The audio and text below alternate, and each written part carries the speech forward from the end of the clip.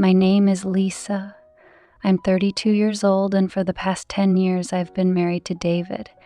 David is charming, too charming, as I've come to realize. He owns a marketing firm, always dressed in sleek suits and armed with a smile that could sell sand in the desert. But lately, that charm feels misplaced. There's been a distance between us, a gap I couldn't quite put into words. I first noticed it 6 months ago. David started coming home late. His excuses were always plausible.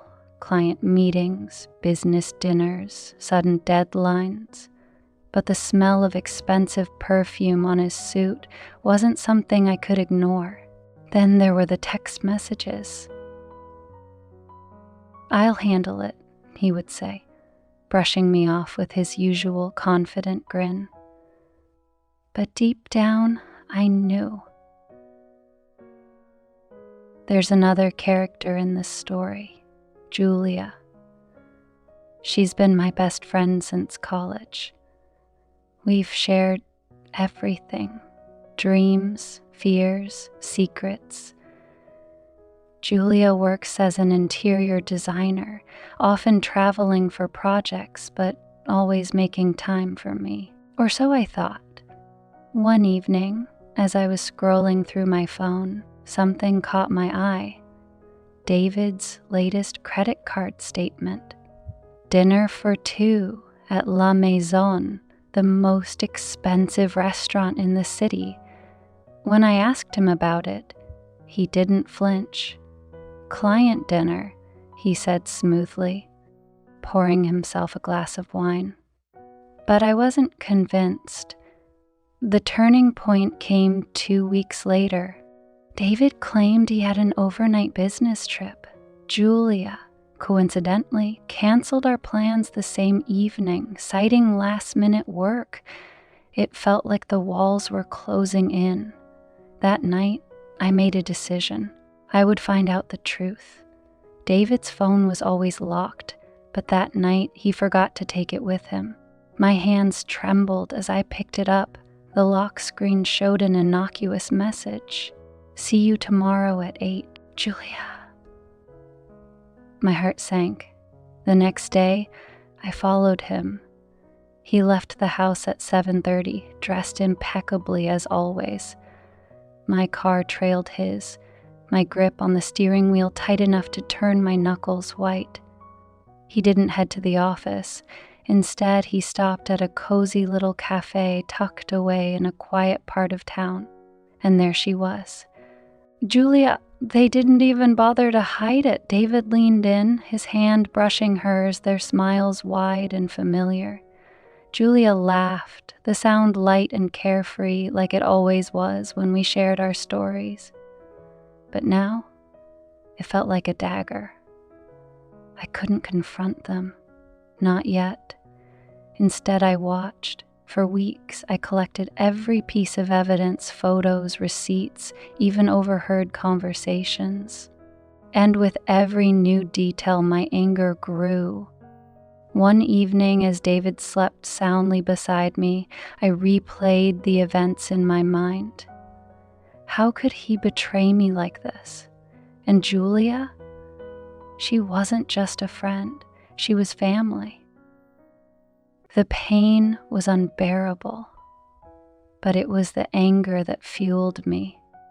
The confrontation wasn't planned. It happened 2 weeks later, on a Sunday afternoon. David was out, claiming he had a work emergency. Julia texted me, asking if we could catch up. I agreed. She came over, looking as radiant as ever, her smile as warm as the sun. "Lisa," she exclaimed, hugging me tightly. For a moment, I hesitated. Could I really do this? But the images of her with David flashed through my mind. I stepped back, my expression cold. "We need to talk." Julia's smile faltered. "Is everything okay?" I gestured for her to sit. She obliged. her eyes scanning my face for clues. "It's about David," I began, my voice steadied despite the storm raging inside me. Her face froze, her usually vibrant eyes clouded with something I couldn't quite place. Guilt. "What about him?" she asked softly. And that was it. I laid out everything. The photos, the texts, the lies. Every word hit her like a hammer, her composure crumbling with each revelation.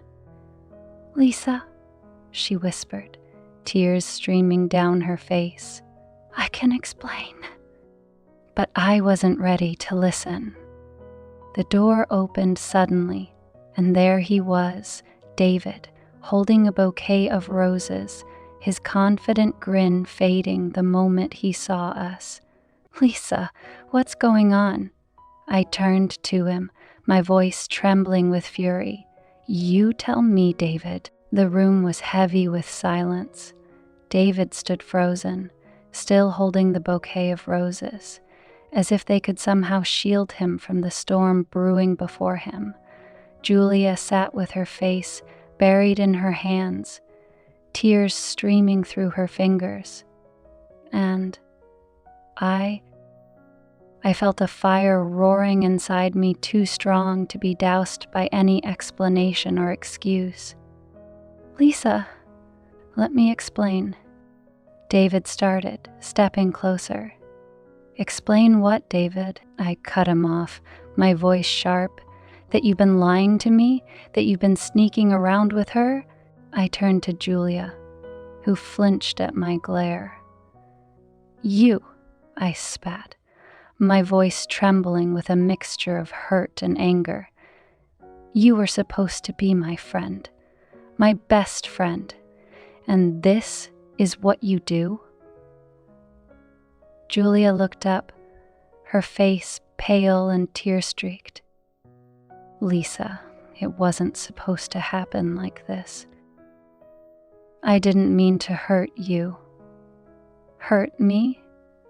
I laughed bitterly, the sound hollow even to my ears. "You didn't just hurt me. You destroyed everything I thought we had." David placed the bouquet on the table, his usual confidence cracking. "Lisa, I know how this looks, but stop." My voice was low, but it cut through his words like a knife. "I don't want your excuses, David. I want the truth." He looked at me, his jaw tightening. For the first time, he didn't seem to have a charming comeback ready. Julia shifted uncomfortably, her eyes darting between me and David. "Lisa," she began, her voice barely above a whisper. "It wasn't planned. It just happened. Just happened," I repeated, my voice rising. "That's your excuse? My marriage, my trust, our friendship. It all meant so little to you that it could just happen?" The room felt suffocating. David finally spoke, his voice steady but devoid of its usual warmth. "Lisa, you have every right to be angry. I messed up. We messed up." I scoffed. "Messed up? That's how you describe it?"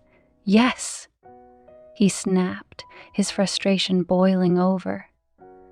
"I know I hurt you, but it wasn't like I planned this. Julia and I—" "Don't," I interrupted, raising a hand. "Don't you dare try to justify this to me." The air between us was thick with tension. "How long?" I asked, my voice trembling. David hesitated, looking at Julia for a moment before answering. 6 months. 6 months. The number hit me like a punch to the stomach. "All those late nights," I murmured, more to myself than to them. "The business trips, the client dinners. It was all a lie." I turned to Julia, my voice cold. And you? How could you sit across from me, laugh with me, share your life with me, knowing what you were doing behind my back?" Her lip quivered. "I didn't mean for it to go this far." "Then why didn't you stop?" I demanded, stepping closer to her. "Why didn't either of you stop?" David stepped between us, his hands raised. "Lisa, please. I know we hurt you, but this isn't going to fix anything." "Fix anything?" I shouted, my voice echoing through the room. "You think I want to fix this? There's nothing left to fix, David." Julia stood, her hands clasped tightly in front of her. "Lisa, I know you'll never forgive me, but I need you to know I never wanted to hurt you." Her words, though soft, only added fuel to the fire. "You keep saying that," I said bitterly. "But if you really cared about me, you wouldn't have done this in the first place." The silence that followed was deafening. David finally broke it. "Lisa, I'll leave," he said quietly. "If that's what you want, I'll go." I stared at him. The man I once thought I'd spend my life with, and felt nothing but emptiness. "Go," I whispered. "But don't think for a second that this ends here." David nodded, his shoulders slumping as he grabbed his jacket. He turned to Julia. "You should go too." She looked at him, her eyes wide with surprise. "David, Go, Julia," he repeated, his voice firm. As they left, the door closing softly behind them, I finally let out a shaky breath. The house felt empty, the silence oppressive. I sat down, my hands trembling as the weight of everything crashed down on me. For the next few days, I avoided them both. David texted and called, but I ignored him. Julia, too, tried to reach out, but her messages went unread. I needed time. Time to process, to grieve, to figure out what came next. But time wasn't enough. The betrayal had left scars too deep to heal on its own. So I made a decision. I contacted a lawyer. The meeting was brief but cathartic. I explained everything: David's infidelity, Julia's role, the months of lies. The lawyer listened, nodding thoughtfully before laying out my options. It wasn't an easy decision, but it was the only one that felt right. I filed for divorce. When I told David, he didn't argue. "I'm sorry, Lisa," he said quietly, his voice void of its usual charm. "For what?" I asked, my tone sharp. "For cheating, for lying, for breaking our marriage, for all of it," he said, his eyes meeting mine. But his apology didn't matter. As for Julia, I never spoke to her again. She moved away a few months later, taking a job in another city. I heard through mutual friends that she regretted everything. But by then, I didn't care. Life didn't get easier overnight. There were days when the pain felt unbearable, when the loneliness threatened to consume me. But there were also days of clarity, moments where I saw a future free of lies and betrayal. And in those moments, I found strength. Strength to rebuild. Strength to move on. Strength to live for myself. If you liked my story, please like, share, and subscribe. I'll see you in the next story.